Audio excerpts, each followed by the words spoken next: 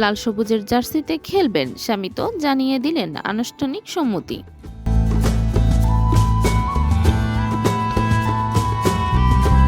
হামজা চৌধুরীর পর আর একজন হাই প্রোফাইল বাংলাদেশি বংশোদ্ভূত ফুটবলার শামিত সোমের লাল সবুজ জার্সিতে খেলার প্রত্যাশা ফুটবল প্রেমীদের দীর্ঘদিনের। অনেক অপেক্ষার পর শামিত সোম বাংলাদেশের হয়ে খেলার সিদ্ধান্ত নিয়েছেন। বাফুফে সহ সভাপতি ফাহাদ করিমকে তার আগ্রহের বিষয়টি জানিয়েছেন।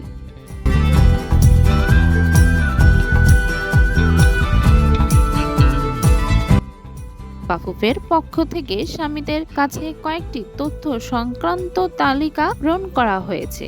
বাংলাদেশ জাতীয় ফুটবল দলে আরেক প্রবাসী ফুটবলারের আগমন প্রায় নিশ্চিত। কানাডা প্রবাসী মিডফিল্ডার শামিত সোম জানিয়ে দিয়েছেন তিনি দেশের হয়ে খেলতে প্রস্তুত।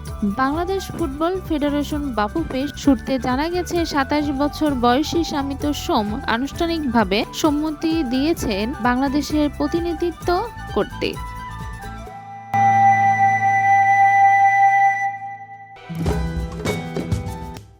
১১ এপ্রিল শুক্রবার ফেডারেশনকে ইমেইলের মাধ্যমে নিজের সিদ্ধান্ত জানান এই ফুটবলার। তার সম্মতিতে এবার শুরু হচ্ছে পাসপোর্ট তৈরি করার প্রক্রিয়া। জানা গেছে আগামীকাল রোববার থেকেই শুরু হবে পাসপোর্ট তৈরির কাজ। বাংলাদেশের পরবর্তীতেও আন্তর্জাতিক ম্যাচ আগামী ১০ জুন ঢাকায় সিঙ্গাপুরের বিপক্ষে এশিয়ান কাপ বাছাই পর্ব। বাফুফে চায় এর আগেই শামিতের সব কাগজপত্র ও ফিফার ছাড়পত্র সম্পূর্ণ করে তাকে জাতীয় দলে অন্তর্ভুক্ত করতে।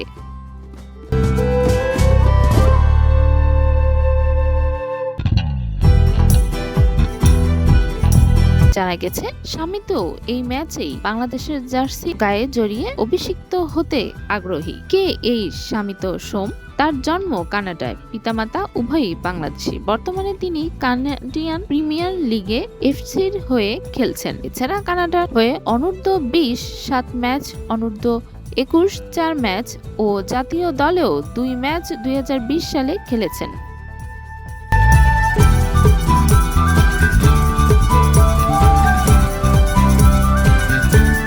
বাংলাদেশি বংশোদ্ভূত হলেও কানাডার হয়ে খেলায় শামিতের জাতীয় দলে খেলার আগে প্রয়োজন হবে ফিফার ছাড়পত্র। তবে যেহেতু ফিফার নিয়ম অনুযায়ী নির্দিষ্ট শর্ত পূরণে খেলোয়াড়রা জাতীয়তা পরিবর্তন করতে পারেন, তাই খুব বেশি জটিলতা হবে না বলেই মনে করছেন বাফুফে। বাংলাদেশ দল প্রবাসী ফুটবলারদের ধারাবাহিকতা। শামিত সোম হচ্ছেন সর্বশেষ সংযোজন, যারা দেশের বাইরে জন্ম নিয়েও বাংলাদেশের হয়ে খেলতে এসেছেন।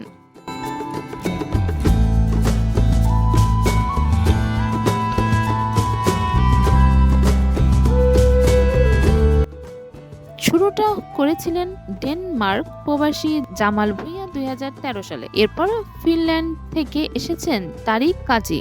আর সর্বশেষ চমক ছিলেন ইংলিশ প্রিমিয়ার লিগের ফুটবলার হামজা চৌধুরী, যিনি গেল ২৫ মার্চ ভারতের বিপক্ষে অভিষেক ম্যাচই মুগ্ধ করে দেন সবাইকে।